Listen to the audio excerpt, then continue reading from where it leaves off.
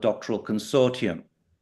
This is our penultimate session. And today we'll be dealing with one of the, I think, crucial figures at the very onset of modernity, Georg Simmel, someone who had an enormous impact on many subsequent thinkers. I'm delighted to welcome as our guest today, Georgia Giannakopoulou, who was working with another figure who I think has been central in disseminating these ideas, David Frisby. She studied under David at the Glasgow School of Art, first for a master's, where she was looking at the flaneur, and secondly, looking at the question of architecture with David Frisby. And I could say that I actually was the examiner of David Frisby. He did a master's on architecture while he was a professor at the Glasgow School of Art. He subsequently moved to the London School of Economics, LSE in London, and tragically he's passed away, but not without leaving an incredible legacy of extraordinary works. It was David who introduced me to the work of Graham Gillock, who has been on this series twice before, one with a session on Walter Benjamin and one on Siegfried Kracauer. And indeed, Georgia and Graham were the co-editors of a book on Frisby, The Detective Modernity, in recent years. Georgia is also the author of a book, Building Modern Antiquity, Hymns and Laments for Athens. Today, what I'm going to do is, most of these sessions these days are beyond my areas of expertise, but this actually does fall I have worked on Simmel. So I'm going to do, let's say, a naive architect's introduction to this particular session, and then pass on to Georgia, the real expert. And I want to talk basically about two essays of his that are featured in Rethinking Architecture, Metropolis and Mental Life, his seminal essay, and Bridge and Door, which was translated by David Frisby for Rethinking Architecture. And in particular, I want to go into the Metropolis essay in further detail, as it formed a central part of my book, The Anesthetics of Architecture. Rethinking Architecture came out in 1997, and Anesthetics came out in 1999 and was translated into many different languages. But his thinking was at the core of anesthetics, and I want to try and draw that out, and also, in some sense, give some sort of clue as to how his work related to that of others that I work in particular, on whom I work, particularly Benjamin and Kracauer. So whenever I'm talking about any of these four individuals, I show this slide with their respective dates. And these are four seminal figures in the studies of modernity, let's say. Simmel himself was a different generation, and his legacy, in many ways, lies in the work of the other three, Benjamin, Kracauer, and Adorno. Now, just to clarify what the actual connection was, Siegfried Kracauer, who actually is the only thinker in Rethinking Architecture who trained as an architect. He became a kind of cultural theorist, then a film theorist, but he did train as an architect originally, had been to the lectures of Georg Simmel in Frankfurt. And Simmel had a profound impact on Kracauer. Now, Kracauer was closely related to Walter Benjamin. They worked together in many ways. Tragically, of course, when Siegfried Kracauer escaped from Nazi Germany, he made it across the States and stayed there. Benjamin never made it across and tragically committed suicide at Port Boo, where it became apparent that he was going to be sent back to France and wouldn't be able to move to the States. Adorno moved to the States, and then he came back to Germany to be part of the Frankfurt School. But these were crucial thinkers. And what I would say is that Simmel was the original catalyst, the incredibly prescient, ahead of his time in many ways, that had a huge impact on the other three. Now, this essay, The Metropolis and Mental Life, before I actually go into detail, I just want to give you a glimpse of what it was like in 1903 when he wrote this essay. This is Berlin.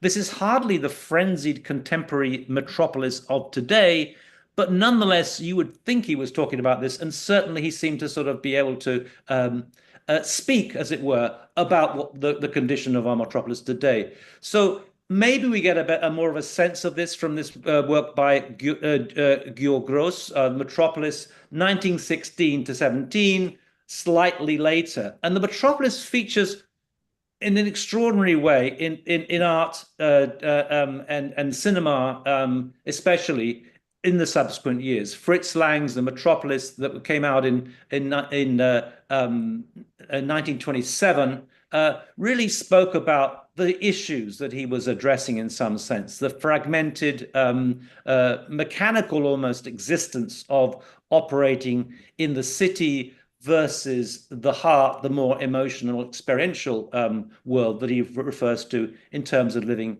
in the countryside. And that was essentially the clash that was happening around in the 1920s and 1927 in particular. And this, of course, just to give you a sense in terms of architectural dates, was the time in which the Bauhaus in Dessau, the building itself, had been designed by Walter Gropius, was completed. On the right-hand side, the building, the Preller House, where I spent I used to say when I was teaching in Dessau. Now, Dessau was an industrial town remote from Berlin. It was the site of Junkers, and that was one of the reasons why Gropius decided to move it there rather than Berlin. But it was very different to Berlin. Berlin was a city, a real metropolis, a thriving metropolis. And I want to show you, just talk about what Simmel was saying while showing you a glimpse of this movie, the Symphony of the Metropolis, that was released in 1927. This is Berlin of 1927. What Simmel was talking about was really how this new metropolitan existence that we had was conditioning a new kind of reflex within the individual. This was very, very different to the city and the countryside, the small towns and the villages, where there was a kind of smoothly flowing rhythm, where everything had its kind of place and everything was settled in a very sort of easy way. The city, by comparison, was the site of shock. It was the site of shock, of a bombardment of the senses, an overstimulation of the senses, the cacophony of the city, the kaleidoscopic visual sensations of the city. All this kind of compounded to overload the the senses of the metropolitan individual. For Simmel, the only way to survive this shock, the only way to protect oneself, was to, in a sense, create a cocoon around oneself, to become blasé, to underreact to the overstimulation of the city. And the blasé individual is the person that Simmel describes as colonizing this extraordinary space, a mechanical space, a space of abstraction. And it's his way, a sort of intellectualized space, as opposed to the kind of experiential space of the countryside. And this was a condition that really set these two environments apart. And above all, the metropolis was the quintessential site of modernity for Simmel, the site of the shock, the site of the blasé individual, and this new sensibility that was emerging. And crucially, this led into other things in terms of Germany later on, in terms of the 1930s and so on.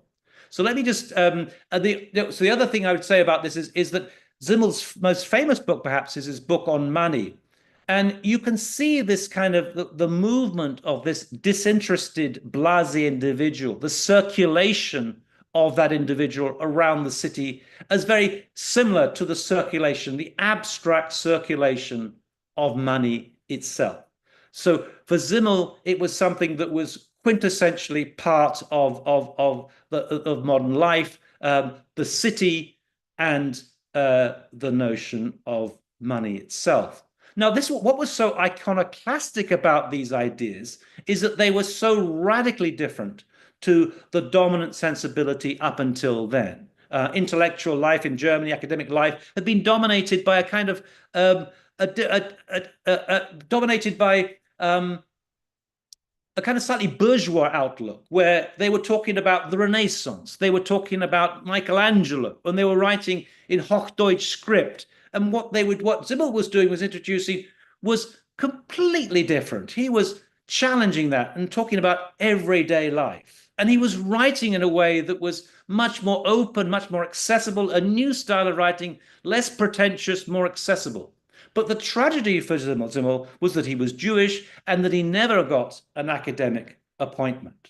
And yet he opened the door to a whole series of other thinkers who built upon this and established this further.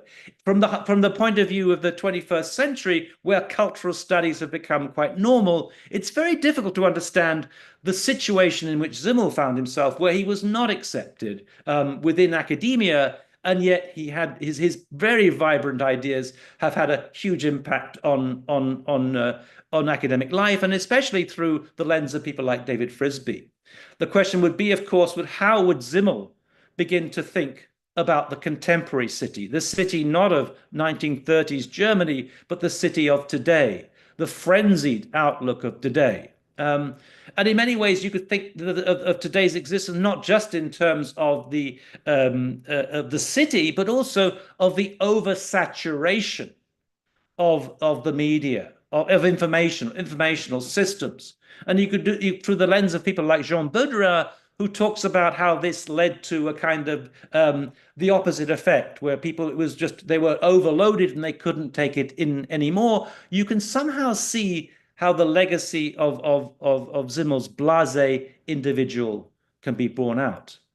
I would argue that possibly we could even take that further and talk about how in the world of AI, where we were being left behind by the intelligence, in inverted commas, of AI, how could we deal with this kind of condition? Would we simply shut down, or would we be able to work with it? In Simmel's view, it would be we would probably shut down, just as the Blasé individual shut down to the overstimulation of life.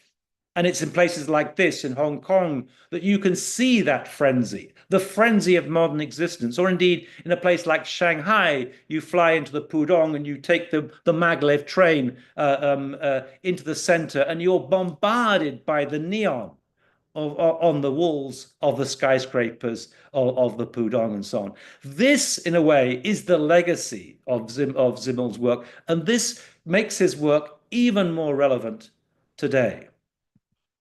Let me simply say that you can also see through the work of Benjamin the notion of the blasé individual, in some ways articulated in a different way through the flaneur who wasn't maybe a creature of the crowd as the blasé individual, but rather some disinterested observer who was in some senses watching life, but at the same time resisting the onslaught of modernity, or the rag picker, or indeed the prostitute, a figure that fascinated Benjamin, because not only in modernity did you get the commodity as being fetishized or sexualized, but sex itself becomes commodified.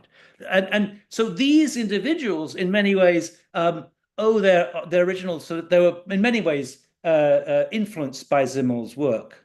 And this abstracted, almost intellectualized, aestheticized existence, which I talk about, anesthetics of architecture, the anesthetics of architecture had, of course, a profound impact on the way that Germany was going to develop. This stadium spectacle, choreographed by an architect, Albert Speer, pointing these floodlights up into the sky to create this sublime cathedral of light, points towards a kind of aesthetic dimension towards this the outlook of Hitler himself. And of course, Leni Riefenstahl was recording this, was making a movie about it, and the outfits of the SS themselves were designed by Hugo Boss. It was as though aesthetics lay at the heart of the Third Reich. Could you see a connection between that and fascism? Certainly Benjamin did. Fascism tends towards an aestheticization of politics. All efforts to make politics aesthetics culminate in one thing: war, and war alone. Benjamin predicted the Second World War coming out of this kind of this milieu, this the frenzied existence of modernity. Equally, we can see someone like Krakauer, who was studied under Simmel, talking about a certain abstracted, hollowed out notion of modernity. This image that he wrote about the hotel lobby as this kind of space very contrasted to the church. Here, there were these people acting like mannequins almost. So they were hollowed out, not engaging with one another. And this abstraction, this hollowed out notion of modernity, led inexorably towards something else, what he called the mass ornament. His concern was let me just play the Tiller Girls for a second. This abstraction is central to everything that he's talking about. And the problem is, let me just describe just briefly.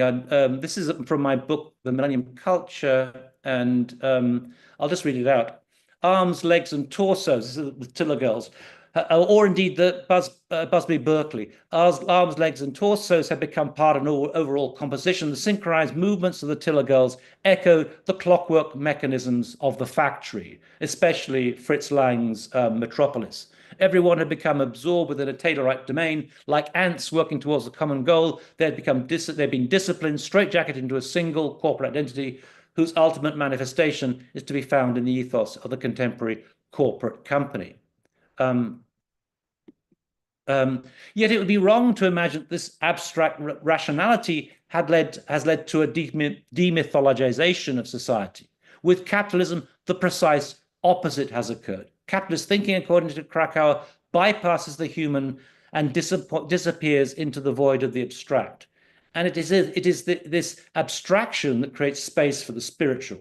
Abstraction promotes an empty formalism, a naturalistic domain protected from the insights of reason itself, but exposed to the unrepressed dark forces of nature.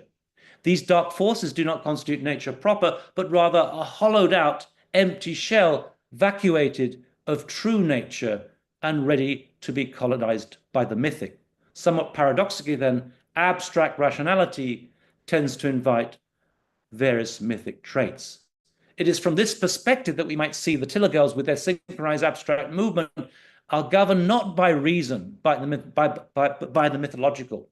Masquerading as the technological, the efficient, they lapse into the mythic. The Tiller Girls, and likewise the mass ornament of stadium spectacles, where thousands of individuals are choreographed into an overall display, reveal all too accurately the capacity of the masses in an era of industrialization to be caught up in various myths, not least the most insidious of them all, the myth of the fatherland. And this is the point. The mass ornament, this incredibly influential book that Siegfried Kraka wrote, was predicting the rise of fascism, the rise of the mass ornament. And of course, he and Benjamin were only too accurate in their observations. What it led to is this. We can only reflect on how those things might be kind of relevant today. So here we have two incredibly influential thinkers drawing upon Simmel's comments. Krakow himself, especially drawing upon his philosophy of money and connecting this kind of abstract rationality with what he calls ratio, with a kind of capitalistic, empty form of reasoning that leads to a form of myth. Astonishingly prescient ideas.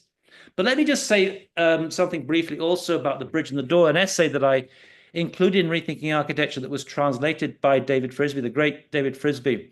And it's easy as an architect to maybe read this as though he's talking about actual bridges and actual doors. In a sense, he is, but he's using the bridge and the door as a kind of diagram or a way to illustrate another point.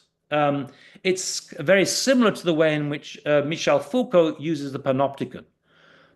Foucault is not talking about buildings, architecture. He's using a building, the panopticon, as a diagram to illustrate how a panoptical society might work. In architecture, we're used to diagrams, and it's confusing to understand that architecture is being used to illustrate something else, but that is what's happening. Here too, these two architectural or engineering features are being used to illustrate two different conceptual ways of thinking. The point about the bridge is that it joins two separated entities. And the point about the door is that it separates two connected entities. And these are the two modes of thinking that Simmel kind of argues that we as humans operate on. We connect what is separated mentally, and we separate what is connected. Now, that's an astonishingly dialectical notion of thinking, and something that began to feed into the dialectics of people like Adorno himself, that the idea that somehow things, opposites, are part of each other. Maybe I could refer to the kind of the principle of yin yang. You see in the Korean flag this white-black emblem where the white side has a black seed in it and the black side has a white seed in it, that suggesting that that each is a kind of part of the other. There is a kind of reciprocal presupposition, to use a term from Deleuze, where one feeds into the other. They are dialectically opposed in some sort of way. So each other kind of begin to fold into other. You can begin to see it almost in a more, maybe this is a bit indulgent to show this kind of lava lamp sort of forms about how opposites become the same and how the similar things become divided. But this is essentially this kind of very dynamic understanding that he was suggesting. The most powerful illustration of the dialectic, in my view, is an example that Slavoj Žižek gives. He contrasts the still image with the movie, and he says we tend to think them as being complete opposites: the still photograph and the movie. But when you think about it, they are dialectically connected in some way. Because what is a photograph but a frozen moment taken from an animated continuum, taken from the movie? And what is a movie but a series of these frozen moments stitched together into an animated continuum? In other words, you can see that the photograph and the movie are dialectically connected. Life and death are also, in that sense, dialectically connected. Maggots give rise to life, give rise to, or carcasses give rise to maggots, give rise to life, and something like a firework, this dynamic explosion eventually dies out. And so you can see also in Deleuze this way in which somehow the territorialized and the deterritorialized fold into one another. Deleuze uses the expression the reciprocal presupposition rather than dialectic, but nonetheless, it is part of the same way of thinking. And Simmel was there at the very beginning, articulating the notion of the dialectic in his very, very beautiful essay. The bridge is what connects that which is divided, and the door is what divides that which is connected. These are emblems of the two ways in which we think as human beings. I'm going to stop sharing now and hand on to Georgia to talk to the real expert on Simmel talk. But I just want to suggest that this is someone Simmel who really needs to be thought through again and again, whose relevance is astonishing. In his own lifetime, he was marginalized, but he is out there at the center of things, one of the most crucial thinkers who informed modernity and who informed the whole tradition of critical theory itself. So I'd like to welcome Georgia from Athens, where she's now a professor at the American College of Greece, and invite her to share her screen and talk about Simmel. Georgia, welcome. Hello, many thanks for having me here. I'm very glad to meet you all. Neil, thank you very much for the invitation. I'm gonna transfer the screen.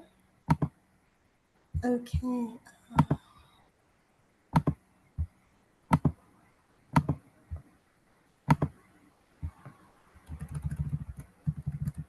Can you see my PowerPoint?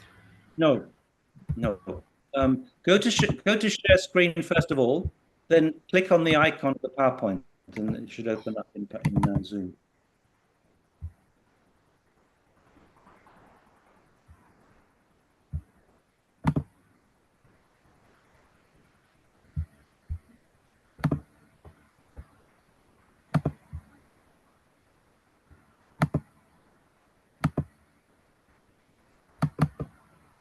Okay, can you go to the share again from Zoom? Yeah. And then let's. Can you see it now? Yes, perfect. And can you just hide the stop share thing? Yeah. Okay, Thank you. so thank you very much for the invitation. Neil made an extraordinary introduction to Simmel. Simmel at the beginning of everything. I'm standing here as a sociologist. I'm not an architect. I did study at the University of Glasgow under Dave Frisby. I started as a Weberian, if that's a disclaimer, but I have become a Simmelian. Some of the things that Simmel said, Neil has already discussed. I will return to them from a different perspective. What we will be discussing, hopefully, today is this: how we can have a sociology of architecture, or even more broadly, sociological studies of architecture inspired by Simmel. This is an image from Metropolis, how they were making it before the time of digital technology. And this is how I'm beginning to see Simmel in architecture, how architecture is a metaphor for us to study society, and how it is people who have created society in similar ways, such as the ones we see here. Now, social and sociological theory have declared their interest in architecture before Simmel. I think the first, or at least the first of my own heroes, is Friedrich Nietzsche. In Human All Too Human and elsewhere, there are various references to architecture and the relationship between philosophy and architecture, social theory and architecture, and how architecture can serve as a metaphor for us to study society. In sociology, the framing of a sociology of architecture has been mostly done from the mid-20th century. Various interdisciplinary endeavors, many of them positivist, but we will discuss this later. I have found this that I thought was interesting from classical sociology. This is from Max Weber. Max Weber is discussing the Bismarck area, and he's writing, if we attempt to force and to invert the monumental style in art, such miserable monstrosities are produced as the many monuments of the last 20 years. What is fascinating in this context is that Weber is writing this in Science as a Vocation, where he's actually discussing his own passion for sociology. So this is the question, and this is actually a question I keep on asking myself. I have not answered it. Can we play in the terrain of architecture and maybe study architecture like Ken Gokuma's M2 building? Or this is one of my favorites, actually. Michael Graves, the Team Disney building. I find it fascinating. It reminds me of the Erechtheum in Athens, but it is not. The dwarves have replaced the Caryatides. Or can we study this? This is Robert Parker, one of the first panoramas, actually, 1792, a panorama of London. What does sociology have or could say about this? And how might we study it? In truth, there are very many ways. What I will be presenting here is only one approach following Simmel. The sources I'm giving in the rest of the PowerPoint are only Anglophone for easier access, because Simmel has been one of our most prolific authors. Not everything has been translated in English, but I think we're doing a better work as we go. So why Simmel? Okay. Simmel starts with philosophy, and he's one of the founding fathers of sociology. He does not enjoy his place in the canon as much as he should, along Durkheim, Weber, or Marx, but he is nonetheless not just one of the founding fathers of sociology. He is, in fact, the father of an entire school of thought in sociology. Amongst others, he inspired symbolic interactionism, phenomenology. He has influenced and inspired social psychology, though his influence remains largely unacknowledged. And in the last 30 years or so, there is a discussion about how Simmel has inspired postmodernism. But that is a very long and contested discussion that we can return to. Actually, Neil's concluding remarks were very interesting in this context. Okay, first of all, Simmel is one of the two fathers of sociology, along with Max Weber, to support anti-positivist sociology. The one school that he inspired the most, although it's not as yet acknowledged by all, is the Frankfurt School critical theory.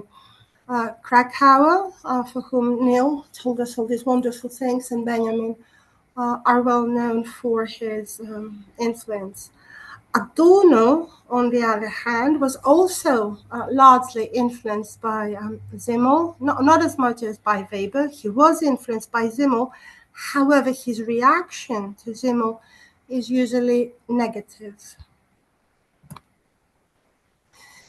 With Simmel, our focus remains on society and what is society. The question marks here are very important because Simmel is actually giving 5 different definitions of what society is. And of course, the problem of sociology. How can we have a discipline that studies society beyond the context of society? Both may be studied through another question, that of modernity, and especially the question of metropolitan modernity specifically. For a city to be defined as a metropolis in the 1900s, it had to have 1 million people. For us, this is extraordinary. 1 million people is just a city. Metropolitan modernity in the 1900s finds its place in Berlin for the first time. Berlin is the first city in Europe to hit 1 million people. So the city that Neil showed us was the metropolis par excellence of the 1900s. Modernity in Simmel is not as obvious, but also includes a dialectic between itself and antiquity, the past, and what Simmel called the eternal present of modernity. Simmel takes us through a unique journey of various subjects. In fact, he's the one sociologist who has expanded his studies in so many fields. He studies greater structures, greater phenomena, and greater problems, society, the tragedy of culture, the metropolis, poverty, etc. He introduces questions of how society and history are possible. How can we have a sense of ourselves within society and of society above us individually and collectively? What it is we learn from history, and how can we individually and collectively create history? In other works, Simmel discusses social interactions and relations. He has wonderful essays on love, platonic and other, flirtation, why we flirt, looking sideways rather than directly, conflict, and even more so, conflict as a positive social interaction. He gives us work on the rendezvous, on secrets and secret societies. Simmel also introduces studies of surface-level phenomena that influence the Frankfurt School, especially Benjamin and Krakauer especially. The surface-level phenomena, and this is particularly key for this discussion today, include the built environment in various cityscapes and landscapes. In these studies, and here we see another picture from Fritz Lang's Metropolis, be that if he focuses on space, the city at large, the city streets, or when he discusses particular edifices that we find in his works, the clock, the bridge, the door, the house that interests him often, and the church. Building in Simmel's work acquires distinct meanings. There are two main axes, if we can speak of it this way, in his work. He discusses actual architecture and actual city planning. On a second level, Simmel discusses building society with architecture and city planning, and building society with social relations and social interactions that are affected by architecture and city planning. This includes history, culture and the economy, social structures such as the state, social interactions of distance and proximity, social relationships, etc. There are different autonomous but interrelated directions in reading Simmel, depending on the starting point, i.e., which of his works we choose. What we see here is something from Dave Frisby's unpublished lecture notes. That they are now published. They're in the David Frisby Athens archive that I'm holding. What we see here is a scheme by Frisby with a Grobstadt lecture or essay, The Metropolis and Mental Life. So if we take this essay, for example, as a starting point, we can study various other phenomena that exist or do not directly exist in the text. The money economy, subjective and objective culture, various figures in the metropolitan landscape, the blasé individual, etc. Aesthetics and the symmetry of the city, representations, female culture, individual freedom, etc.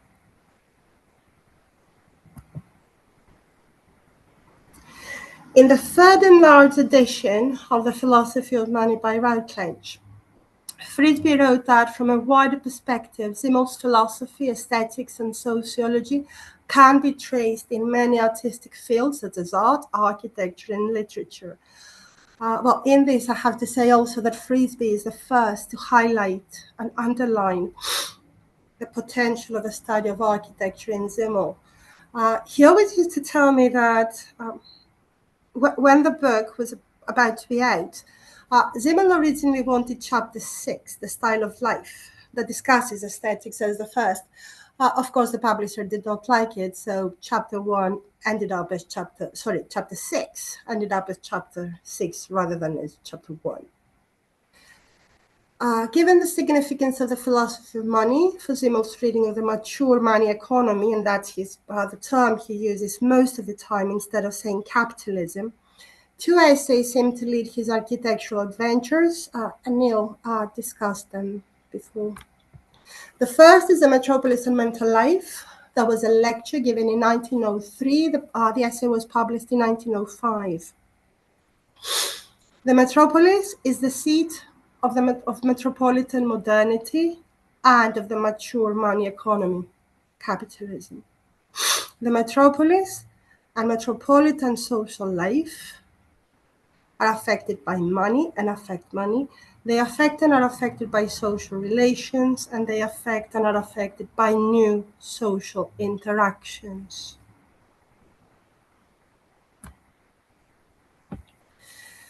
The first reading of the Grobstadt essay reveals Simmel's interest in money, the division of labor in the city and differentiation according to the division of labor in the city, social inequalities, leisure and fashion, and this is the first time fashion addict appears in the sociological literature, various pathologies associated with the modern metropolis, such as agoraphobia, amnesia, and neurasthenia, various social types that seem to dwell in this essay: the adventurer, the cynic, the fashion addict, the poor, the prostitute, the poor, again, that's wrong, and the stranger. A second reading of the Metropolis and Mental Life reveals another layer of study, that of urban space and of distinct social interactions and relationships, primarily distance. The city, its architecture and planning, enforce distance between people. Social boundaries, streets, streetlights, for example, city blocks, they serve as social boundaries. And finally, the city and the country. Though contrary to Ferdinand Tönnies, Simmel was ambivalent about their differences. In fact, later in other works, he would say that the city has expanded its influence on the country. One edifice that plays a key role in the metropolitan mental life is the clock. Simmel says that if all clocks in Berlin broke down, then the pace and rhythm of society in Berlin would immediately be unregulated. And this is from David Frisby. The mature money economy is dominated and further creates a culture of rationality, the ratio that Neil spoke of before, and calculability. Everything is regulated by the clock. Metropolitan chaos is but an illusion. For example, we go to the metro and we rush hour and we see all those people running and we have this experience of shock and chaos, but in fact, everything is regulated by the clock. People are going about their everyday routines based on time, what E.P. Thompson would later study as time and capitalist production. However, and this is not a picture of a city, although I'm sure we can find some place in a city to look at the stars. Simmel saw the metropolis as a site that invites individual freedom, urban anonymity. On the one hand, it creates alienation and apathy, the blasé attitude. But on the other, it allows for individual freedom because we do not have to explain ourselves to our neighbors, as in the village, for example, every day.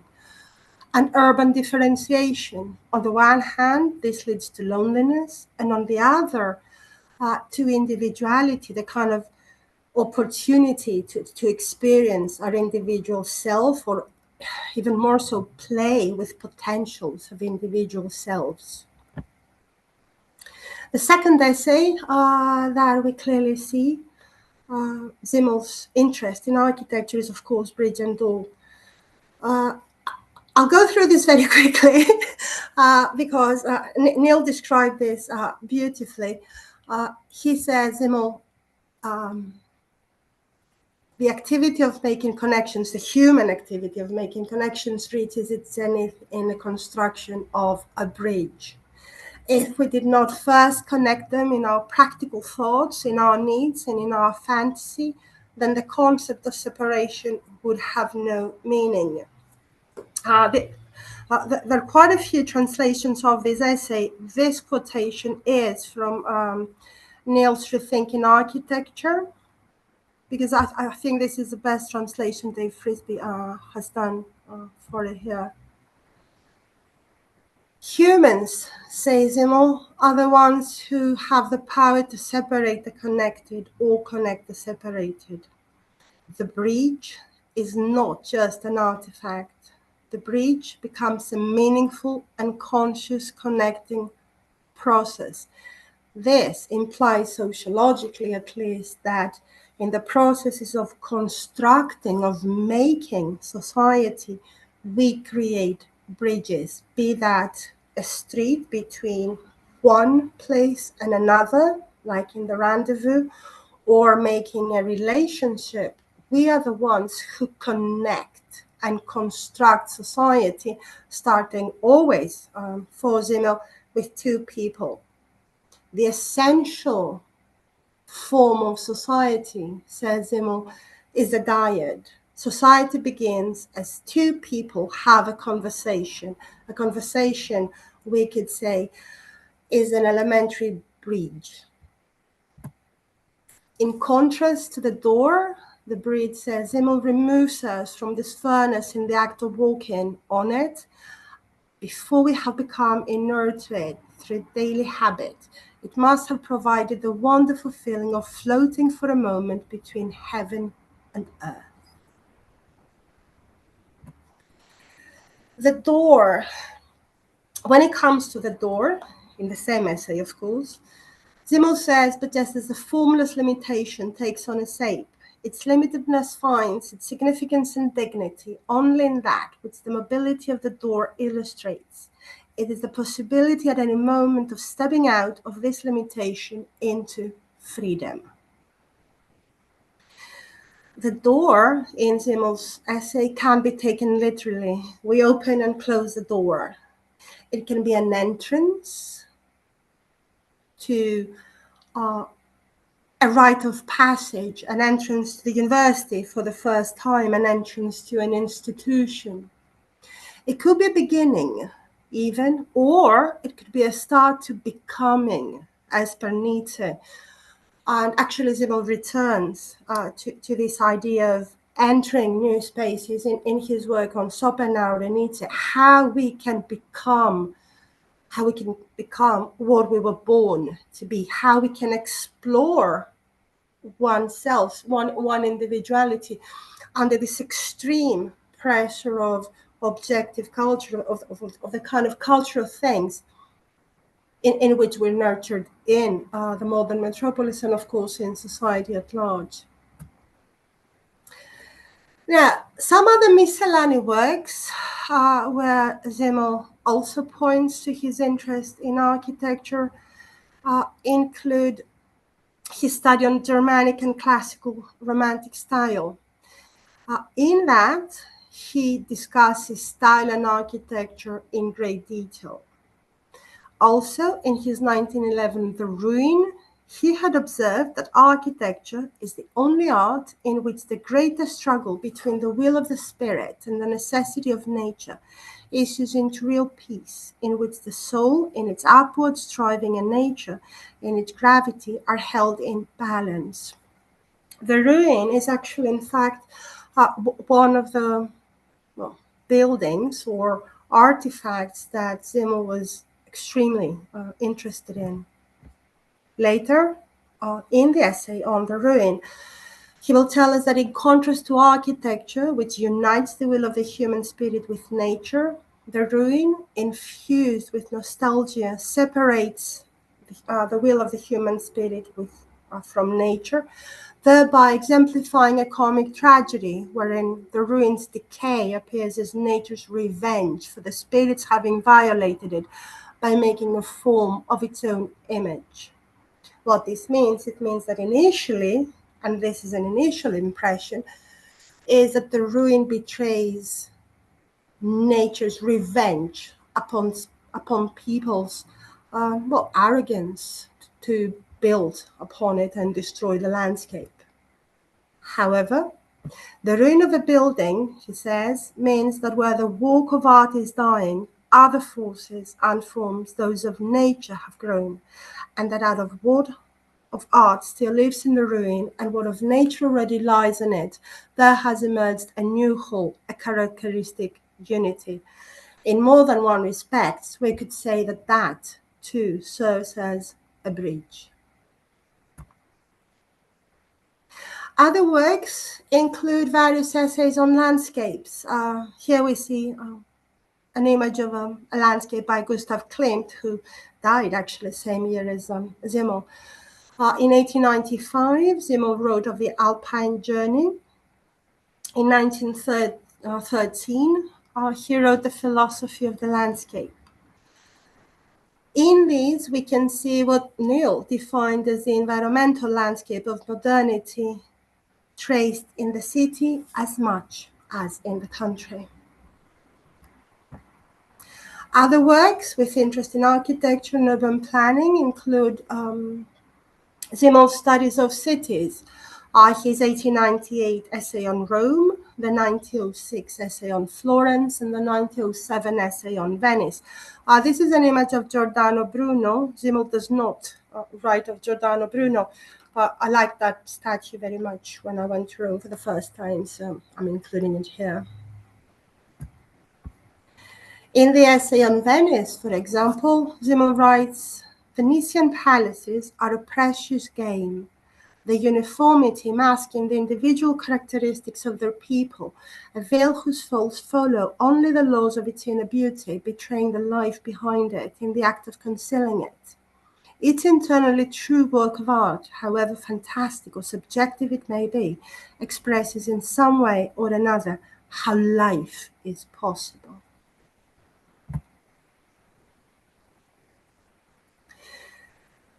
Next question is, how Simmel studies architecture and urban planning to study society. Simmel writes about very abstract topics. He will write about society, he will write about money and the philosophy of money, but he's also the master of the study of miscellany. One such miscellaneous observation we can find in his work on sociology, in chapter 9 on space and the special ordering of society. He discusses house names. The inhabitants of the Faubourg Saint-Antoine in Paris, until just about 60 years ago, are supposed to have regularly identified the houses with the proper names. The house designated with a proper name must give those persons a sense of special individuality, relationship to a qualitatively established spot in space, through the name which was associated with the conception of the house. By contrast, when he studies in the same chapter streets, and this time modern metropolitan streets, he writes, the numerability of city houses means in general an advance initially in the spatial fixing of individuals, in that these are now traceable by a mechanical method. Whereas a house with a name would betray an individuality, the fragment, the house would be society in itself. The numbering of houses, which is now more customary, betrays a turn to a more rationalistic, the more systematic, even surveilled, as per the Panopticon, way of life. This observation can also be found later in Benjamin, in his study of South Baudelaire. Benjamin writes, the numbering of houses in the big cities may be used to document progressive standardization. Again, in chapter 9, Space and the Special Ordering of Society, and we need to remember, this is on a book on sociology. There is this miscellaneous observation on straight and crooked streets.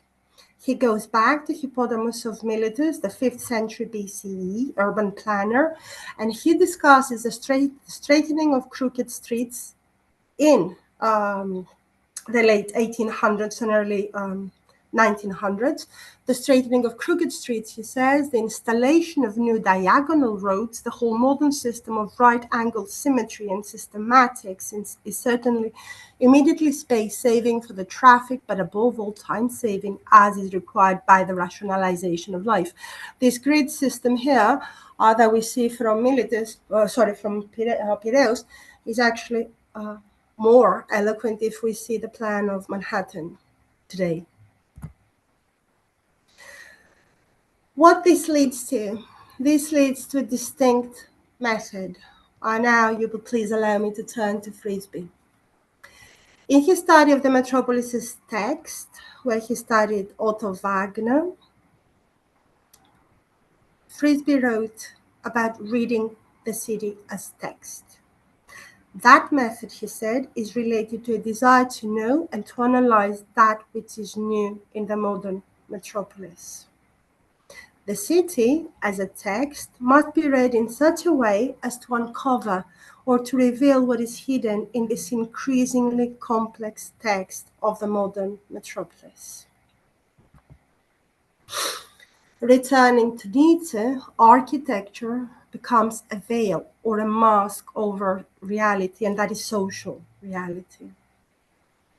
With Nietzsche, with Simmel, and ultimately through Frisby, this points, amongst others, to the puzzle of memory and forgetting in the context of building, demolishing, and rebuilding, as well as to the subsequent definition and redefinition of society in modern metropolitan spaces. One such example is Speer's Volkshalle for the Nazi Germania. Thankfully, this was never realized. This created a whole new space, a whole new society, void of the memory of war and celebrating the collective delusion of Nazi grandeur. Frisby also speaks of the destruction, not only the building of metropolitan spaces. For him, the destruction and reconfiguration of the built environment is related to the constraints imposed upon metropolitan architecture to maximize output of units and, where appropriate, cheapen such units. In turn, the commodified and the non-commodified built forms are also given a representative symbolic value in material and social hieroglyphics of space. The study of the various readings of the city are complemented by equally various writings of the city. If the city as a text presupposes a reader or readers, we learn from Frisby again, it also presupposes a writer or writers as reader. And this is where sociologists can study architects as writers and readers of the city. I found this picture. I think it's great fun. This is from the New York 1931 New York Ball, where architects, the greatest modernist architects of New York, were dressed as their buildings.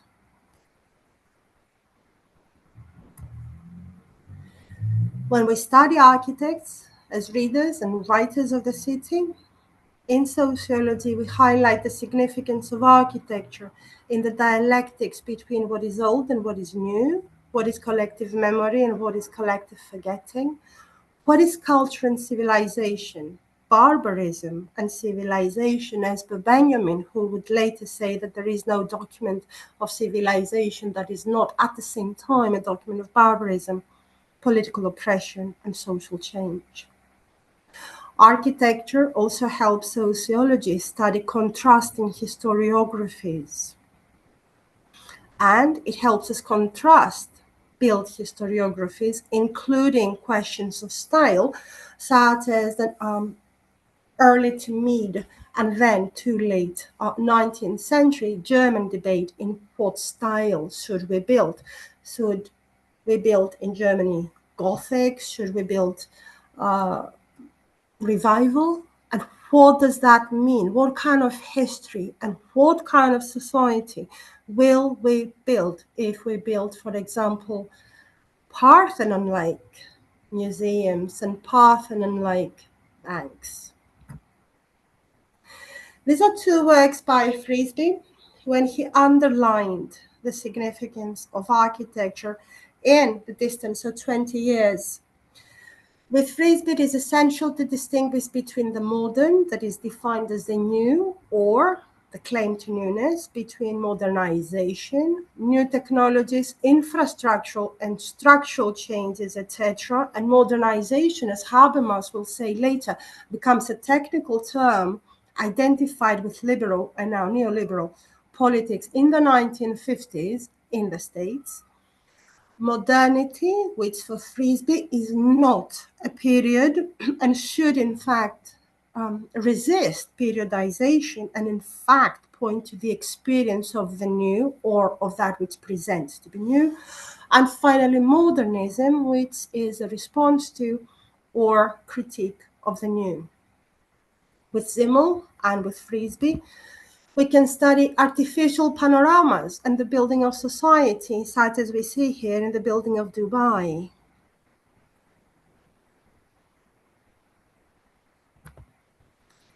We can study the building of the nation state as through this elaborate plan of Vienna, how capital cities are built and why, how national identity is actually literally built in built concrete form on the ground, on space.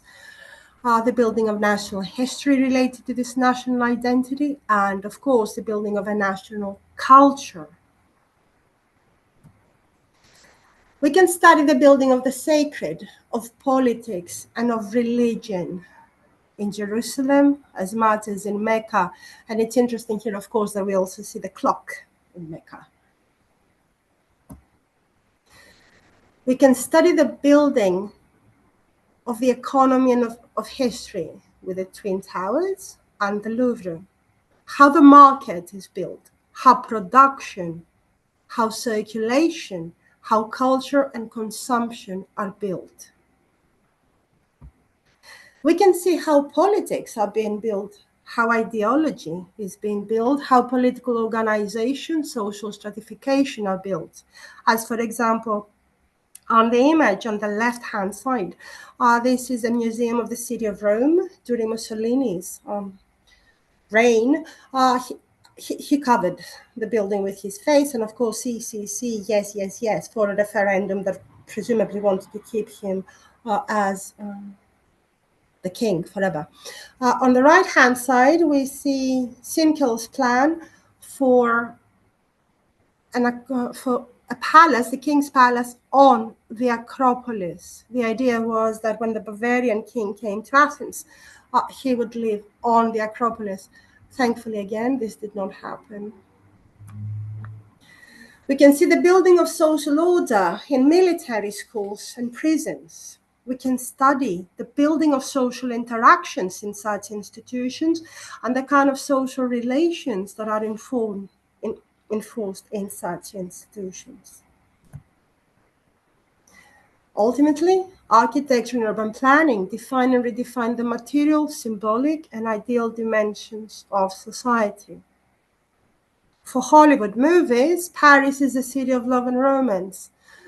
For many in their everyday life, Paris is the city of homelessness. We can study both realized and unrealized buildings and city plans. Therefore, sociological interpretations and, or even better, explorations of buildings and city plans, that is, actual buildings and actual city plans. We can explore ideas and architecture in ideas. What does it mean to build neoclassically? What does it mean to build Bauhaus? What kind of idea and what kind of a society that represents? And therefore we can study ideals, including normative ideals of what is a good and bad society. To conclude with Krakauer, Simmel's student, special images, he said, are the dreams of society. Whenever the hieroglyphics of any special image are deciphered, there the basis of social reality presents itself. This is from Krakauer's A Construction of Space, when he writes on employment agencies. I hope and I think that an interdisciplinary study of architecture and sociology can best highlight and decipher some of these hieroglyphics. Thank you. Thank you, Georgia. That was terrific. There was so much you were opening up there that we could kind of discuss further. Can I just ask you one point of information?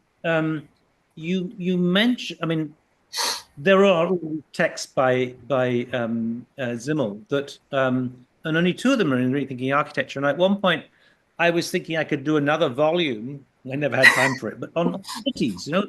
And there's Benjamin has a series of essays on cities, on Naples, on Moscow, and whatever, obviously Paris, and so to Simmel, and in fact also Roland Barthes and a few others. You could actually put together a volume, and Baudrillard, of course, of essays on cities, which maybe I should have done. I just hadn't had enough time. But what you're suggesting from what you're saying, I think, is that it seems the case that David Frisby had translated much of this writing on architecture and cities in other articles and things. In other words, maybe this is, I want to make a suggestion here. Maybe there is a volume of collected essays on architecture and urbanism of Simmel that would really should be done by you in the absence of David Frisby as a way of respecting David Frisby's pioneering work in unearthing this thing, but also of exposing the astonishing insights of Simmel himself. I mean, I think that would be a real service, I think, to scholarship to be able to make those accessible and in a single volume. And certainly, I would certainly buy it for sure. Anyway, that's just co-edited.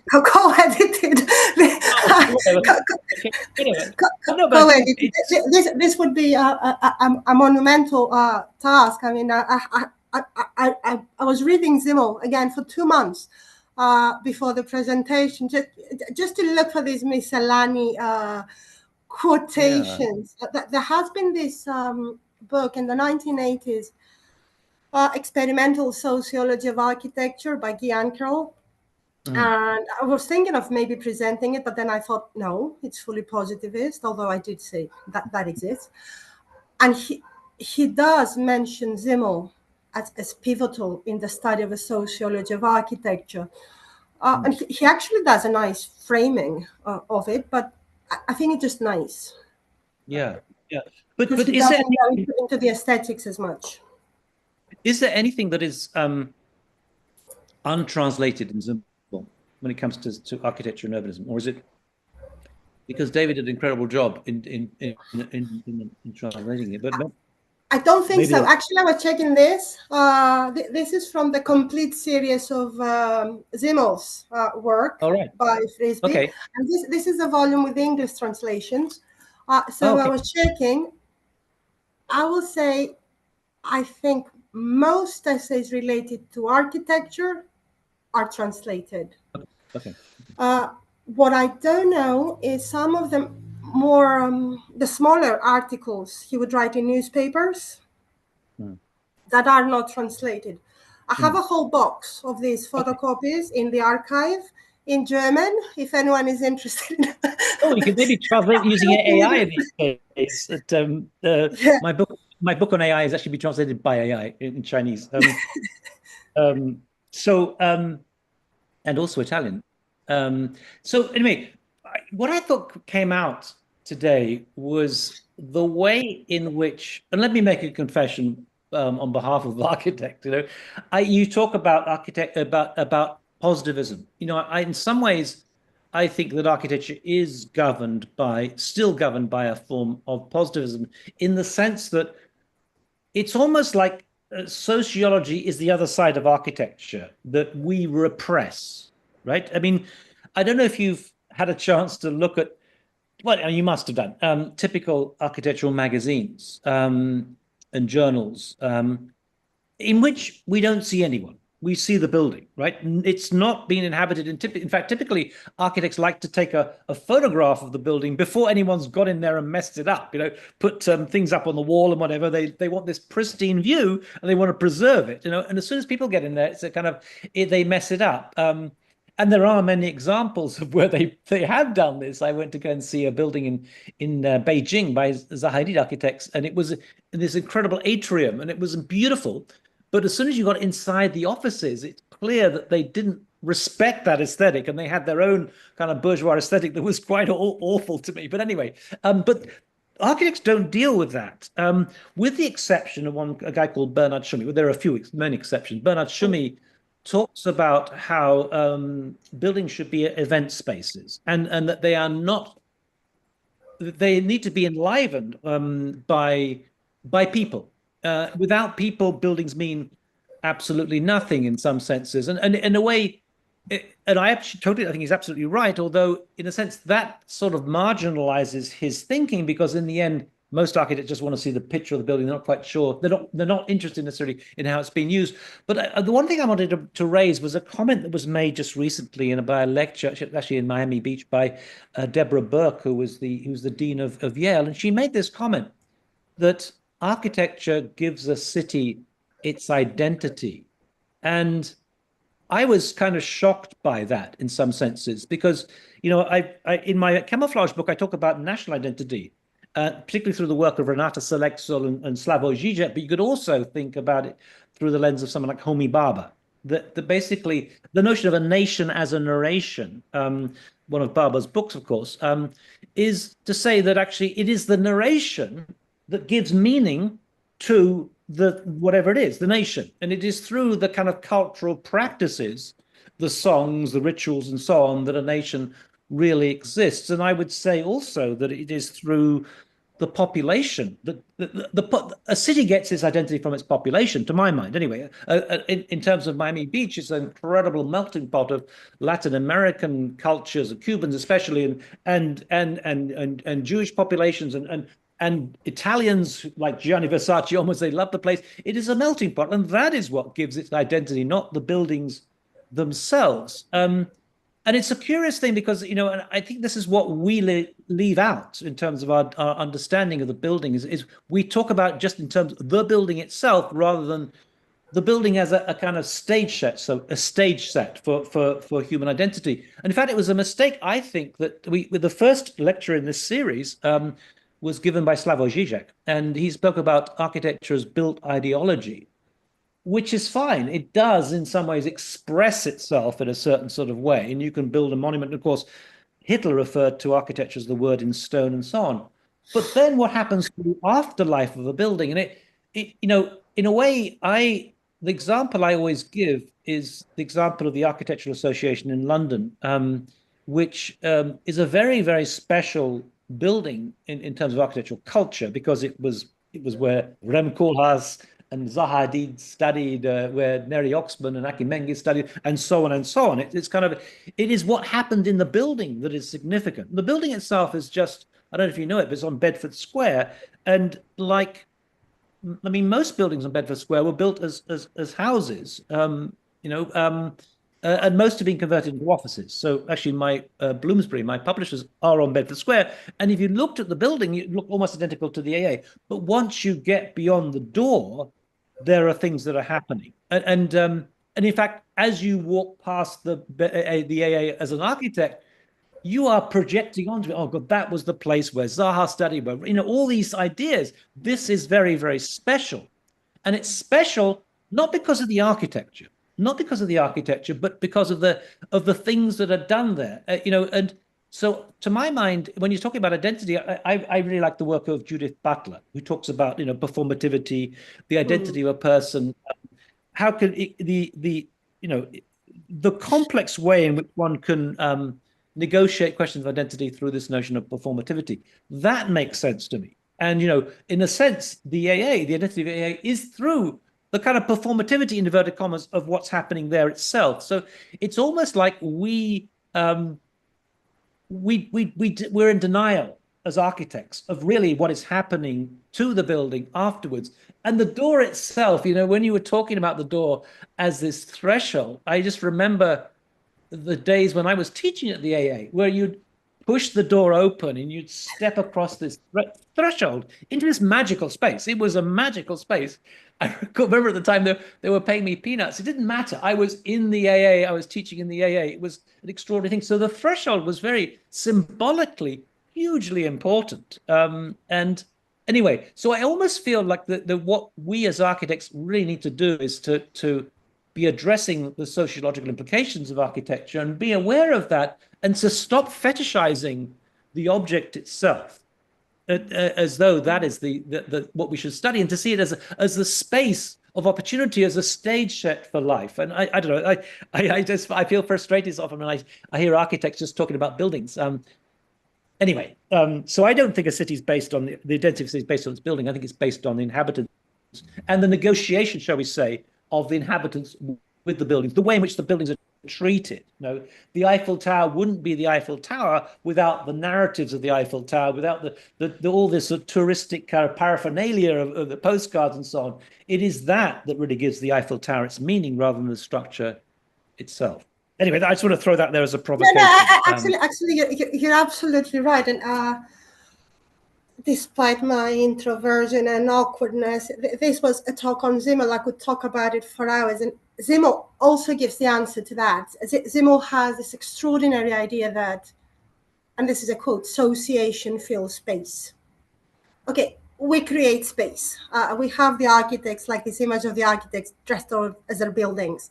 And it's like a game. Architecture creates space, and it has ideas, ideals, etc. But what fills space, what makes life, is association, which is people. So Simmel has the answer to that. It is the kind of interactions, the events, individual and collective, what people do. And in fact, I think this is for all of Simmel's work. People are everywhere, in the ruin, in the bridge, in the door. People and interaction is always, if not obvious, lurking. There can be no society without an initial kind of association, even if it's just two people. So people are always there, and I think you're absolutely right. Yeah, association fills space. Maybe I'll just briefly mention. Please send us your questions. Those on the Zoom chat, please come up with some questions, and those watching on YouTube, please also mention that. I just wanted to kind of make a comment. There's, I remember now, who was it now? Eleanor Kaufman, I think it was, who gave a lecture at the University of Nottingham all those years ago, and she was talking about space. And I suddenly realized that the way in which, and she was talking about Henri Lefebvre, and I think the space of, what was it? And he used the word espace in French. And I realized that the way that we translate that into English, I mean, for an architect, what space is almost like if you were to almost take a broom and pour concrete into, like Rachel Whiteread does, and that would be what we think of space. It's very much a kind of three-dimensional volume, right? Whereas espace for Lefebvre was about the spatial practices of space itself. And I think that's, we've lost that in English. It's been rinsed out. We never had it in the first place, maybe. But I think, in a way, the problem is partly our understanding of space. I don't know about the Greek understanding of space, but certainly espace in French has much more ramifications than the notion of space itself. Again, and I need to be very careful because this is a very clearly only Simmelian approach, because space in sociology has very many different meanings. I think Simmel approaches space partly as Lefebvre did later, but and I think that's also very interesting. He also sees it as empty space, like a desert. There are references to nothing in space, so empty space, other than space beyond, because there are references to that as well. Space as a blank canvas for people to draw concrete on and then see what happens. So I think Simmel is a lot more dialectical, or even beyond dialectical, in that, much as in his definitions of society, he doesn't only give us one definition of space. Space can be defined by interaction, it can be defined by ideas, it can be defined by buildings, and it can definitely, in his more Nietzschean moments, it can also be defined by nothingness. Death, for example. Yeah. Which will redefine space in a whole different way. We have got a question here. Vasco's put a question in the chat. Vasco's in Bangladesh. You're addressing the world. Vasco, can you ask your question? Is it noisy there? Normally, it's noisy. It's noisy, please. Okay. Let me read it out then. Yeah. Simmel frequently examined social life through dualisms. For example, the individual versus society, subjective versus objective culture. Can these dualisms be reconciled, or do they reflect an internal tension in social theory? Good question. Georgia. Both. Both. I'm not sure I would start necessarily seeing them as dualism, if that would help. Simmel is the master of on the one hand, on the other hand. So, for example, when he speaks of the fragment and society, this is not necessarily a dualism. They can coexist as different and as autonomous at the same time in the same entity. So there is objective culture and there is subjective culture, but you cannot have the one without the other. You cannot have the bridge without the door. So these dualisms are not necessarily dualisms of absolute opposites, even though they cannot be reconciled, because they don't have to necessarily be reconciled, because they can both be their own entity. Does that make any sense? I think I went very abstract. Did that make any sense? Yeah. Okay, I so think you it's have you have the individual and society. This is not necessarily a dualism. The individual can exist within society as well as separately from society, depending on the experience and the moment in time. And society may exist as an abstract concept, regardless of whether we experience it in our everyday life. So they don't necessarily have to be dualisms as opposites. It's like you turn a prism and you see different sides of the prism without necessarily reconciling them. Opposites can exist and they can coexist without classing. So they're not dualisms in the sense of classing against one another. The city, the blasé attitude. I think now I have a more clear example. In the city, because of overstimulation, we develop a blasé attitude.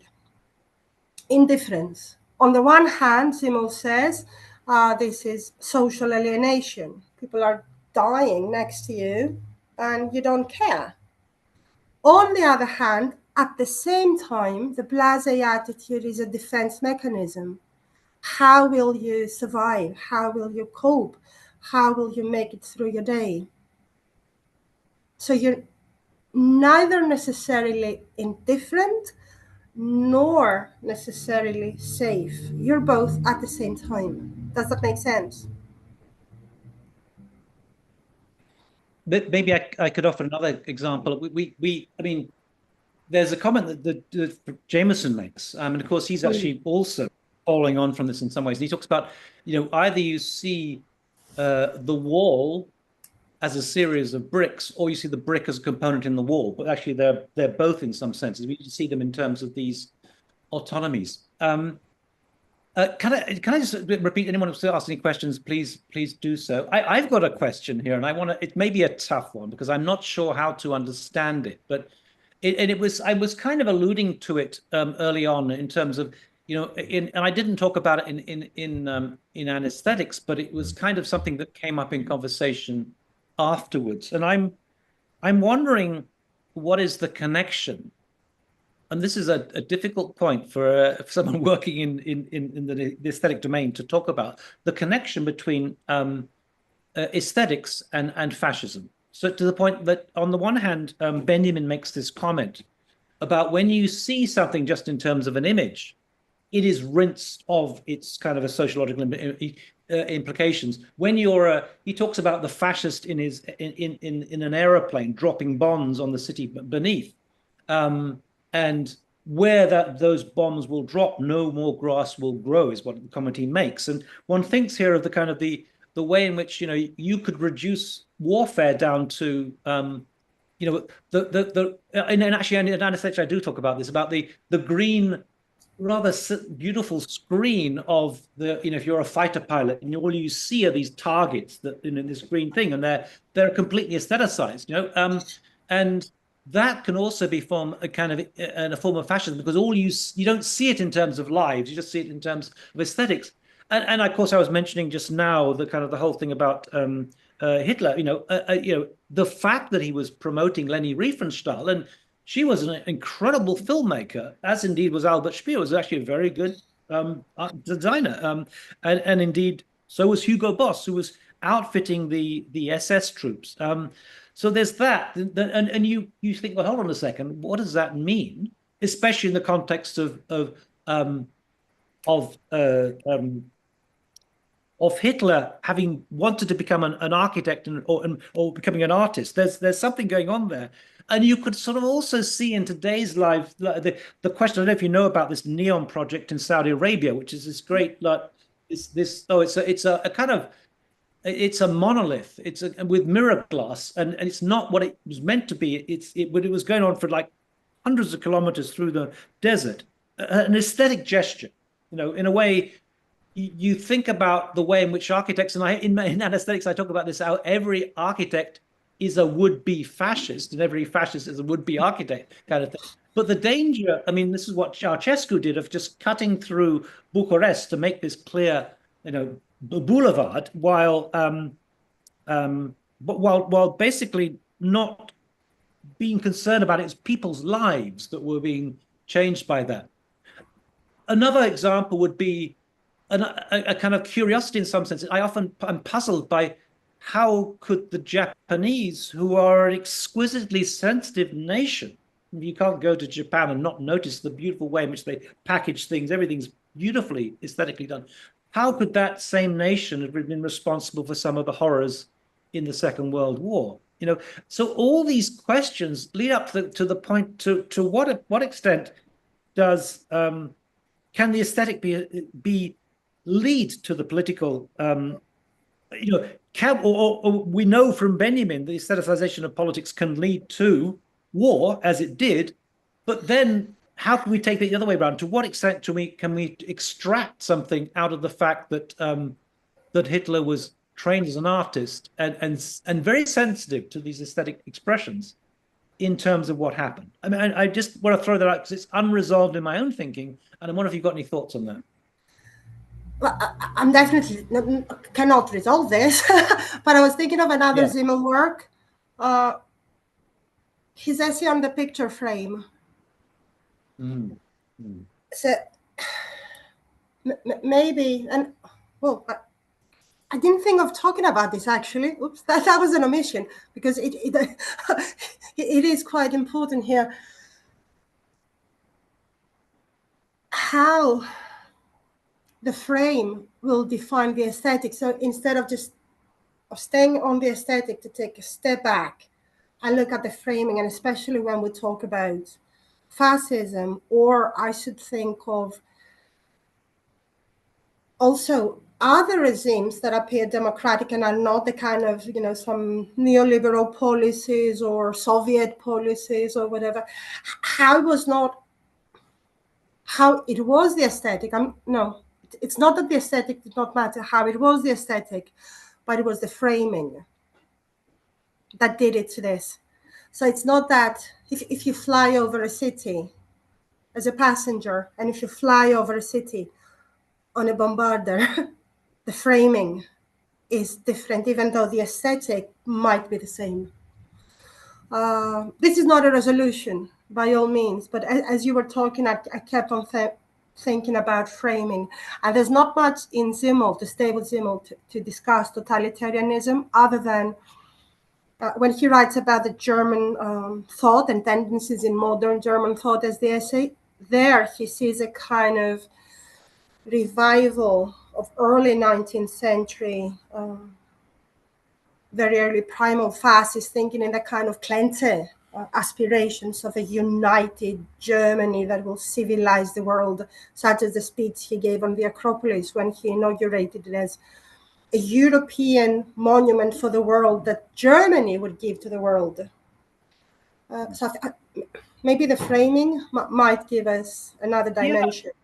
I mean, so of course, Derrida also wrote about framing in his book on painting, and talking about how the painting was framed within the kind of, by the art market, basically.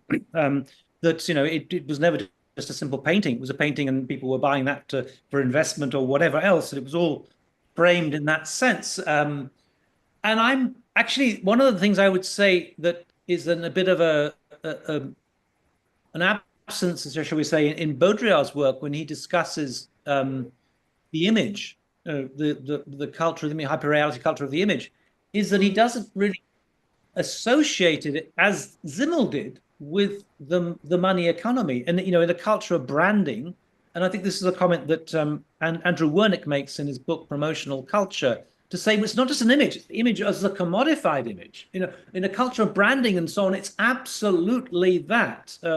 So in some senses, the lesson of Simmel's not been necessarily carried through in that way. What do you think of that? I'm not as familiar with Baudrillard's work. I wish Graham was here to respond that. But I can definitely think that there is a lot in Simmel to account for that. I don't know how much I would stretch the argument to account for today. Yeah. There is a clear temporality in his work. Not when he discusses society. I think we can follow this to the end of time. But if we apply this to architecture, I think that we might find ourselves in a standstill. There's a particular context for which he's writing. We might extend it to the 1940s because we can hear the echoes of the 19th century until World War II. But then with the advent of very different technologies, I don't think Simmel's study of architecture could answer all. Yeah. To be honest, or at least I cannot extend it. No, and it is, the whole logic of anesthetics was about the problem of aestheticization, where you rinse out the social and the political and the economic. And the economic is precisely that which is rinsed out of architecture. And, it is, you have to be immersed in architectural culture to begin to realize that. And it's always the kind of between the discussion between the architect and the client's thinking about the economics the whole time. How much is it going to cost me? And the architect saying, don't worry about that. It's going to be a beautiful building. But just a simple articulation of this is to say, if you look through any book on architecture, with the exception possibly of the work of Frederick Jameson and Raymond Koolhaas, you will see no mention of cost, except the price of the book on the back cover. It is a blind spot for architects in a super interesting way. So we've got 3 questions here. There's one from Martin, one from Gabrielle, and one from Mitra. In fact, several from Gabrielle. Gabrielle, I mean, let's ask Gabrielle's first. Third. Let me ask Martin. Could you ask yours first, then Mitra, and then Gabrielle? Is that okay? Okay. So Mitra's, I'll read out. So Martin, do you want to ask your question? You just want me to read it? Yes, because people on YouTube. I found it really interesting, this discussion between aesthetics and politics as it gets laid out in a genealogy of architectural theory. But I'm wondering whether a shift of vocabulary might be in order. So I wrote, the question is not simply what is the relationship between aesthetics and politics, but of a particular aesthetics based on symmetry, proportion, frames, and so forth. What should clue us is the relationship between frame and a closed system, which would enable top-down control over the entire system. So perhaps we need to shift vocabulary to open the distinction between open, irreversible, and closed, reversible systems. Georgia, would you like to comment on that? I mean, I could comment as well. But, I'm not very familiar with all this terminology. What do you mean, open reverse systems? Well, it's I'm drawing from physics and chemistry, and in particular the work of Ilya Prigogine and his interpreter Isabel Stenger's, with reference to the cosmopolitics books, that the connection between aesthetics and politics has to do with a particular kind of aesthetics, which involves, balance, proportion, which are all symptoms of reversible systems.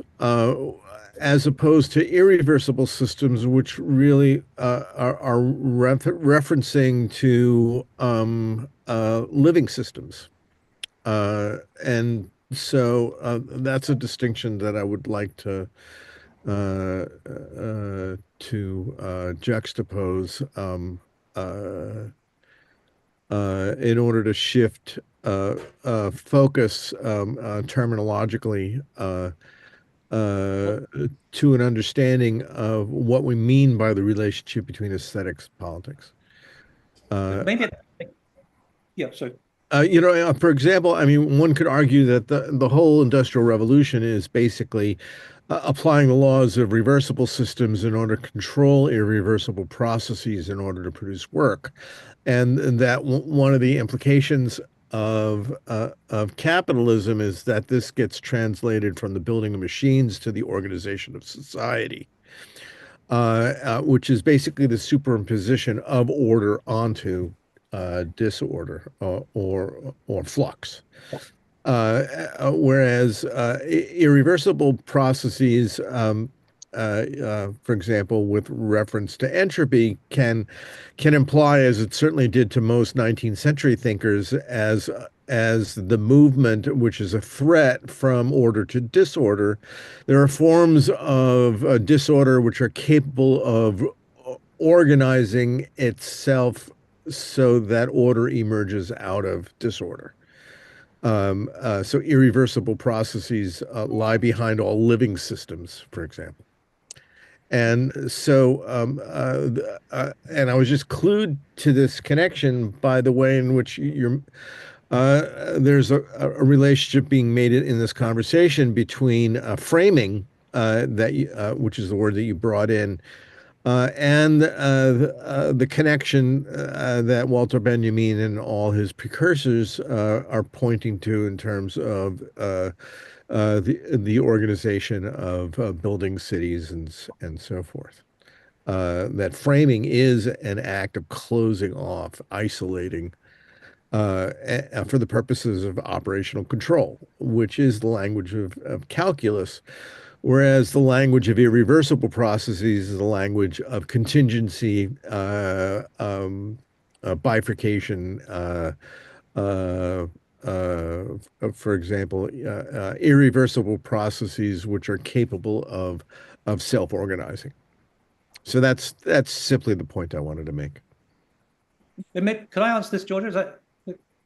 Well, I guess what I would say is that for me, buildings are open systems. They're not closed. In that sense, they can be renegotiated as what they're about. In fact, Foucault makes this important point that the architect has no control over me. I can do other things, and when you think about how buildings shift their meaning by how they had been treated. I mean, something like Ceausescu's palace that was never actually opened as a palace, but then was reappropriated by the people of Bucharest to become the parliament, houses of parliament there. That shows that you can shift the meaning of things. And I'd also say that in a sense, the style or language really depends on the kind of context. In other words, you could look at Albert Speer and see that kind of architecture. You'll see plenty of buildings look similar in 1930s Britain. They're all kind of libraries, or the Senate House of London. They look similar, but they're very sort of different. And likewise, Georgia comes from Greece, the crucible of democracy. They had plenty of columns, but the columns didn't mean the same as they did in the context of Nazi Germany. So I think that it's really a kind of question of the context and how those things are evaluated. Yeah. In their particular context. That's why I was bringing up Stenger's, because she points out that these are epistemological and ideological differences. That's why she uses the term cosmopolitics, which is basically ideological and epistemological warfare that takes place within the discipline of physics, but it pervades the rest of society as well. Well, I mean, just go, George, go ahead. No, go ahead. No, you go, George, you go. Okay. If I understood the terminology correctly, I find this conversation fascinating. I was thinking that, well, I agree with Neil as a first response that buildings can be I wrote it down, open systems. But I was thinking that it could also depend on the building.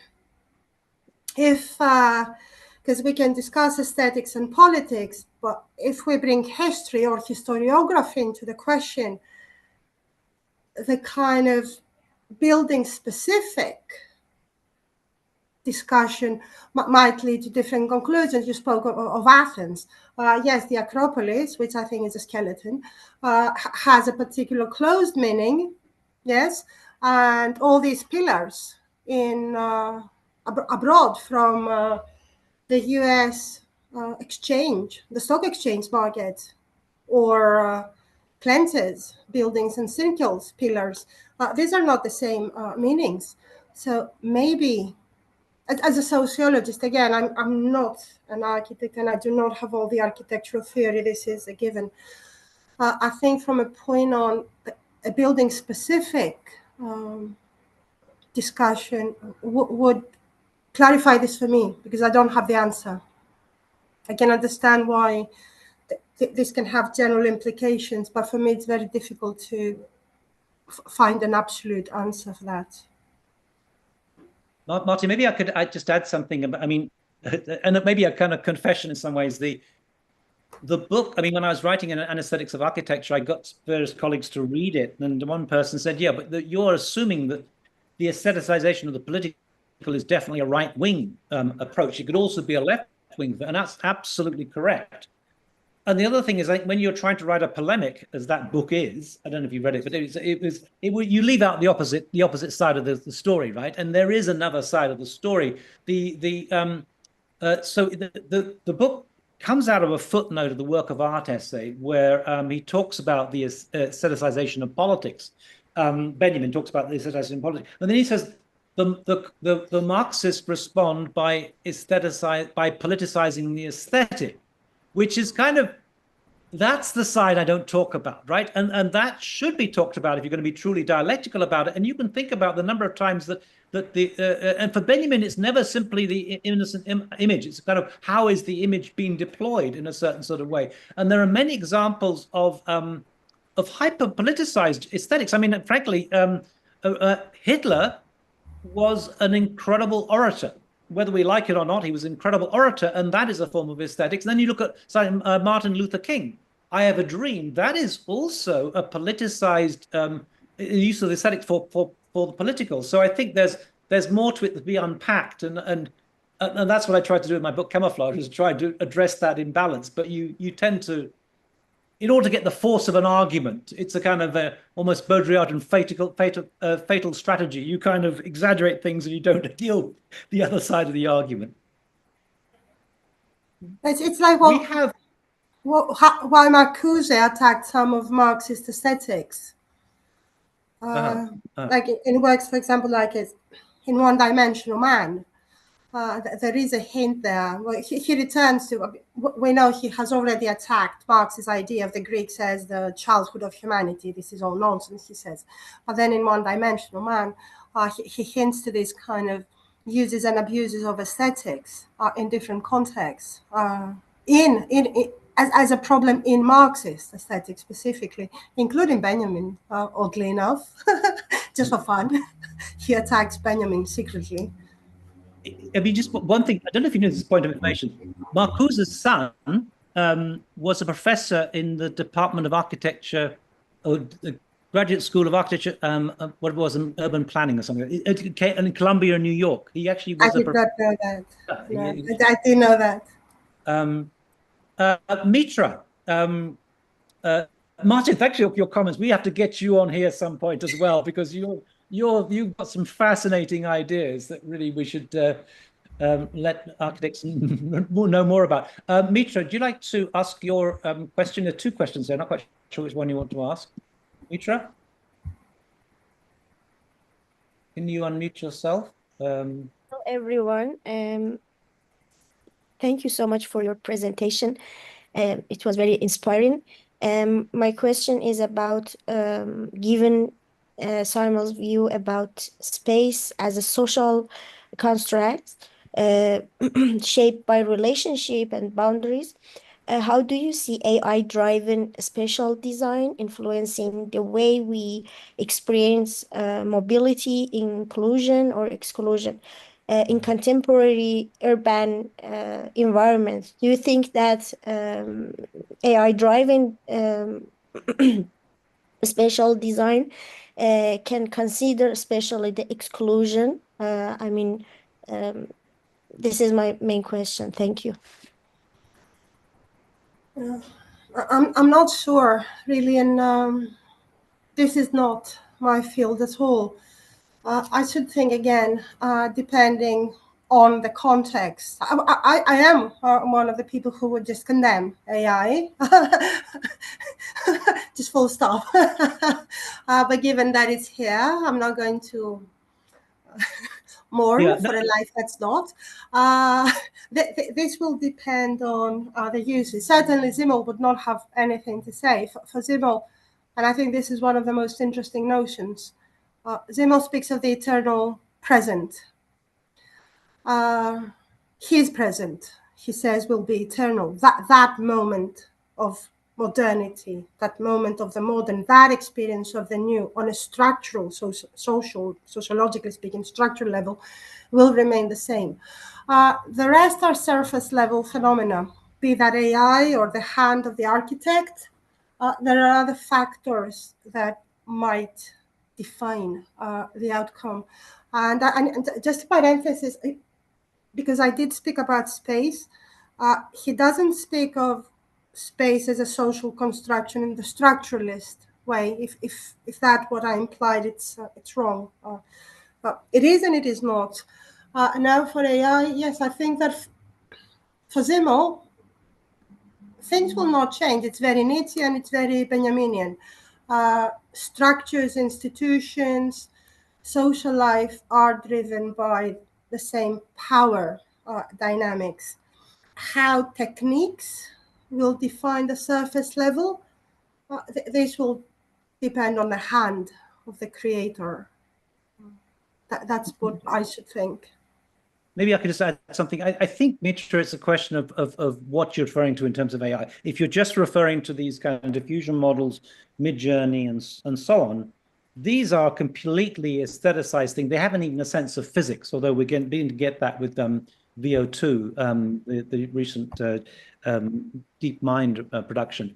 But you can, if you focus on the gaze itself, for sure you can use AI, and that's in a different, more sophisticated way, the work of XPool, which they've been trying to understand things like shopping centers and how people move through that, focusing on the gaze and what is seen and so on, then it can be used very, very effectively. And since your own PhD was on space syntax, you know how space syntax was used as a kind of understanding of kind of like what, well, for those of you who don't know, space syntax kind of, it looks at what, it's kind of trying to model what you see. And the argument is that if something's, let's say a shop is very visible, it becomes commercially more viable and so on. So there are ways in which it could be used, but the simple way I would say probably not. We've also got a question from Gabriel, or several questions. I'm not quite sure which one. Gabriel, do you want to ask your question or one of the questions? Or oh, sure. I think my third question is the one I'm really choose your favorite about. one. Yeah. I was wondering about how runes represent both nature's revenge and how and a new synthesis, and how might this concept apply to our understanding of post-industrial urban landscapes? Okay, again, I cannot think of how this would be translated for an architect. But for Simmel, these are not, again, opposites. I know there are all these, are you referring to discussion about more green spaces, if I understand correctly? I'm sorry. The kind of post-industrial architecture and its relation to the ruin. Right. Okay, Well, because the maybe. ruin, Go yes? ahead. No, go ahead. Go ahead. Simmel's analysis of a ruin refers only to a ruined building. Otherwise, it cannot make sense.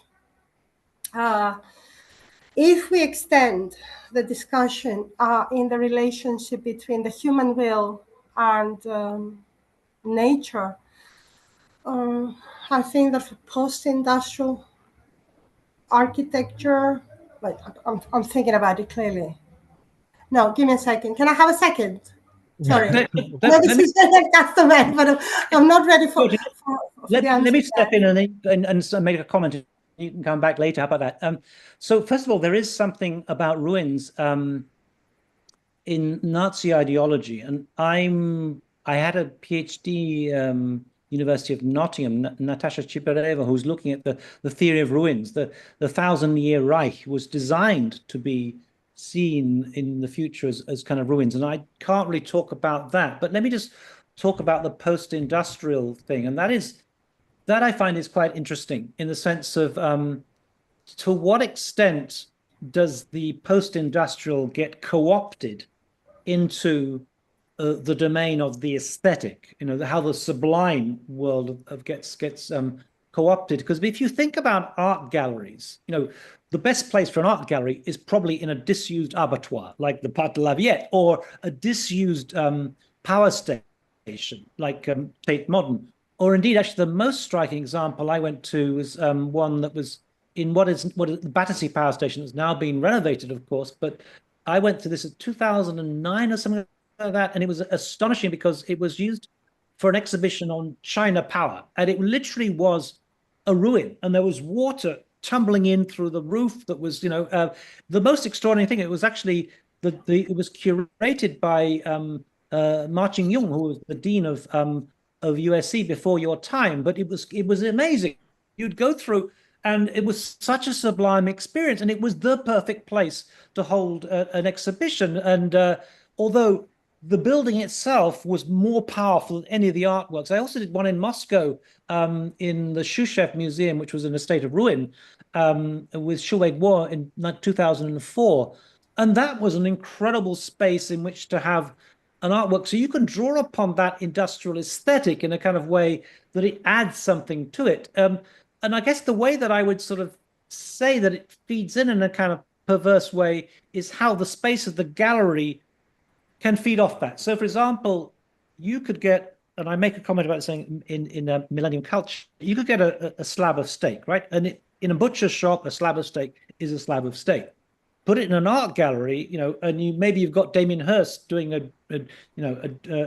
shark in formaldehyde. Suddenly, that takes on a kind of quite a deep aesthetic expression. So often the world of the aesthetic draws upon that sublime post-industrial space in order to get it. Meaning, you can't imagine an art gallery in a suburban house with air conditioning, but you can imagine it in a disused industrial space or a ruin, as you put it. And I would simply add to that, since you're based in LA, is that in a way that's what happened with SCI-Arc. Actually, it moved into the space it is now at a time when it was pretty much run down. That area, it was pretty as adjacent to Skid Row. And what was interesting is that they, of course, they use that as a way of turning around a district or a neighborhood. Developers do. They put the artists in there or the architects, and it transforms a neighborhood. So there is a strong line of inquiry that links industrial decayed space with the aesthetic, with art galleries.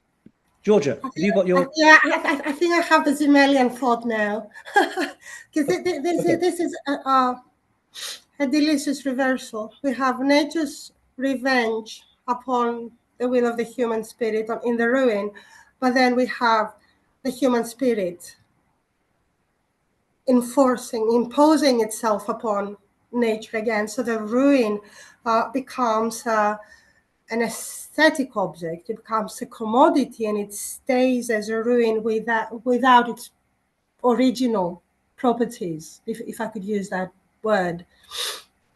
So the kind of examples you gave testify to a kind of human arrogance to pretend decay and reconstruction at the same time. Although I do like this kind of what's the word? Interference. But it's not Simmel's ruin per se. It's something else. It's the human returning to impose their will and their aesthetic on what is a building and what is nature. Yeah, I think that in the 19th century, there were the two domains of I think painting in general was, or landscape painting anyway, was the picturesque and the sublime. And the sublime was obviously something that might relate more closely to the industrial relic, to the, you know, and then the picturesque was the pleasant and the charming, but they were both two sides of the same coin. So I think they're kind of connected in some way. And Simmel, the thing with Simmel, because of course he has said everything, but there are limitations. His analysis of a ruin is specifically about the ruins of antiquity. They're not about the ruins of modern buildings. I think the kind of ruins in the modern city can be found in Frisbee. Definitely, he discusses the ruinous state of modernity and cityscapes of modernity. But in Simmel, the ruin is specifically the ruins of antiquity, Rome.